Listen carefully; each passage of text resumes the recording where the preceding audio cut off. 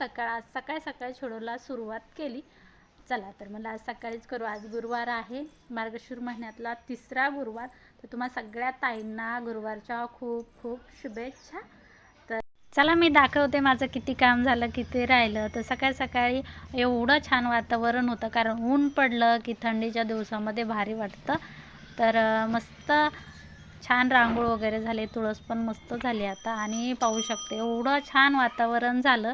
आणि आज ना धार काढायला थोडासा उशीरच झाला, कारण तुमचे दाजी आणि ते याला गेलते, दाऱ्यामध्ये गेलते गव्हाचं पाणी द्यायला. तर वासराला इतकी भूक लागली. मला येते धार काढता, पण ना वासराचं आणि गाईची भीती वाटते, आणि जितकं दूध निघतं तितकं निघणार पण नाही, त्यामुळे मी काढली नाही. नाहीतर मी पण शिकले होते, पण एवढी काही जमत नाही. त्यामुळे ते उठल्यानंतरच म्हणलं तुम्हीच काढा, मी काही काढत नाही. तर मस्त ऊन पडलं होतं, कडक कडक ऊन असेल ना थंडीमध्ये, तर वातावरण पण मस्त वाटतं आणि थंडी पण अंगातली निघून जाते, नाहीतर इतकं हिवच वाजत राहतं.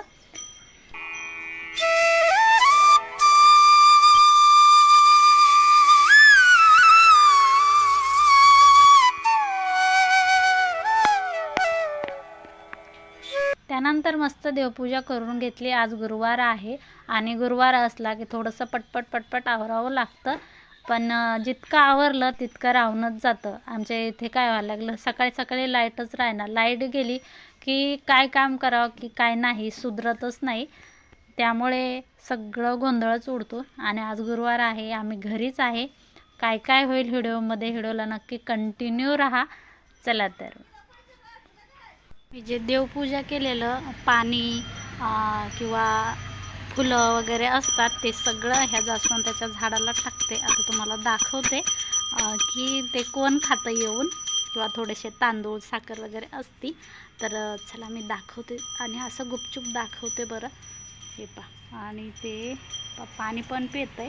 दिसतं का तुम्हाला, सांगा मला. हे पहा, मुंगूस आहे. जवळून थोडंसं झूम करते.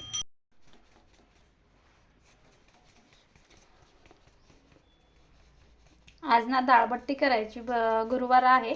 तर मला चला डाळबट्टी करू. बरेच दिवस झाले डाळबट्टी करायची आणि तुमच्यासोबत पण रेसिपी पण शेअर करायची राहूनच जातं.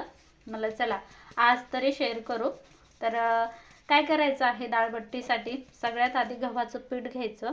जर तुमच्याकडे जाड गव्हाचं पीठ असेल तर छानच, जर नसेल साध्या चपातीचं असेल तर त्यामध्ये काय करायचं, 1 वाटी 2 वाटी रवा घालायचा. जर अर्धा किलो पीठ असेल तर तुम्ही पावशेर रवा घालू शकता, किंवा त्याच्यापेक्षा थोडासा कमी जास्त पण करू शकता.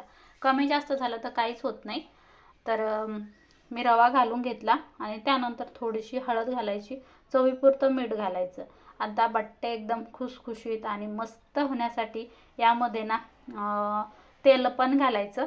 तेलाचं ओव्हन करून घालायचं. जसं कडकडीत तेल गरम करायचं, जसं आपण शंकरपाळ्याला करतो ना तसंच. आता मी इथे खायचा सोडा घातला, थोडासा ओवा घातला, आणि खायचा सोडा अगदी चिमूटभरच घालायचा. नाहीतर जे तुमच्या बट्ट्या असतात त्या बट्ट्याना एकदम तेल पेतात, आणि तेल पण इतकं तेलकट होतात, तेल पण तुमचं आटतं. त्यामुळे अगदी चिमूटभर खायचा सोडाच घालायचा, आणि आता तेल घालायचं आणि छान मिक्स करून घ्यायचं.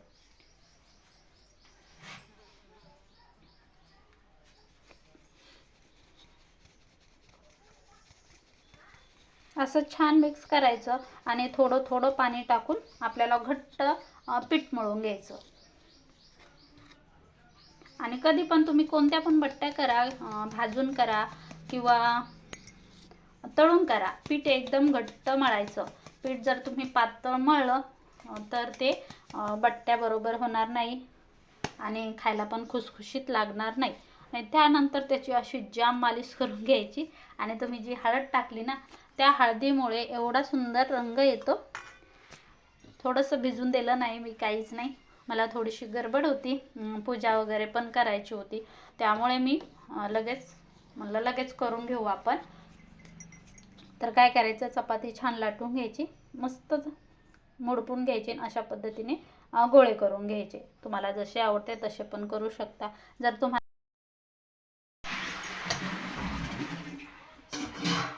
सगळे असे मी गोळे करून घेतले.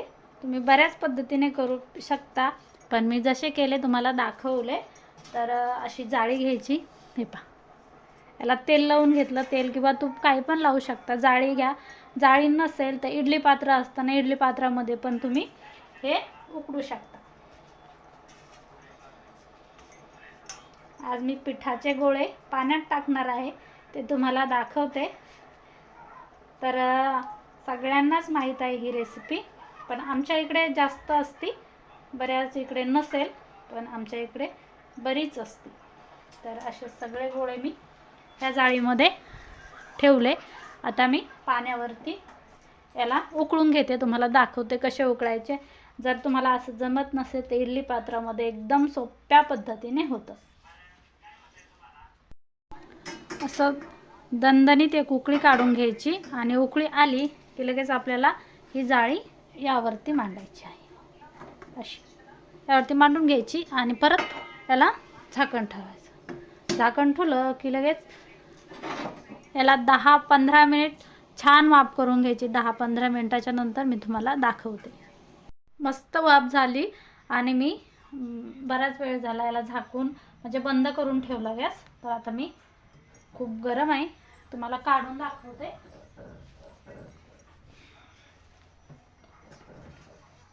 हे पहा, छान मस्त आपल्या बट्ट्या वाफलेल्या आहेत. आता याला आपण तळून घ्यायचं आहे. आधी खाली काढते, थंड करते. हे पहा,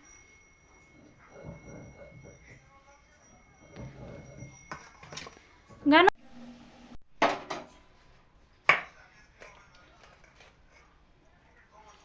तुम्ही चाकून पण कापू शकता, पण मी हे पहा किती छान झाले, मस्त.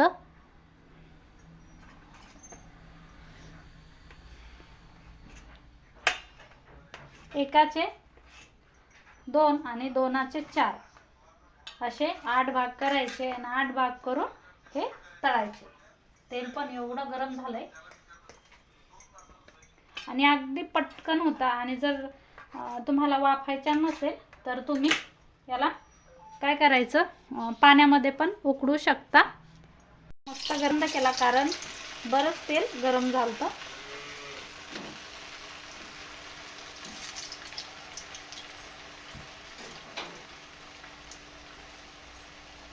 छान सोनेरी रंग येईपर्यंत तळून घ्यायचा.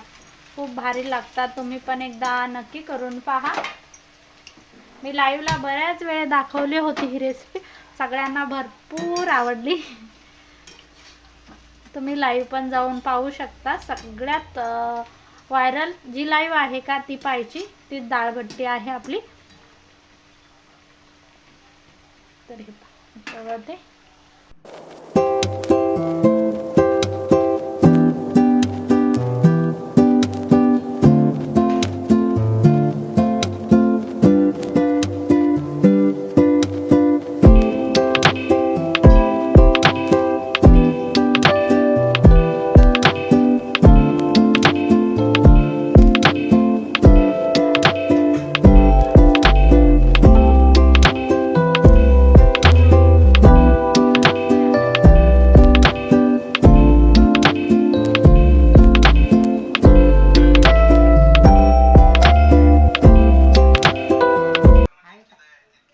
उडीत नाही कारण जेवणाला वेळ आहे, आणखीन पूजा राहिली माझी. आणि मस्त इकडे बट्टी. तर पहा, छान झाल्यात बट्ट्या. हे पहा, आणि वरण, बट्टी, कांदा, लिंबू एवढं भारी लागतं. तुम्ही पण एकदा नक्की करून पहा माझ्या पद्धतीने.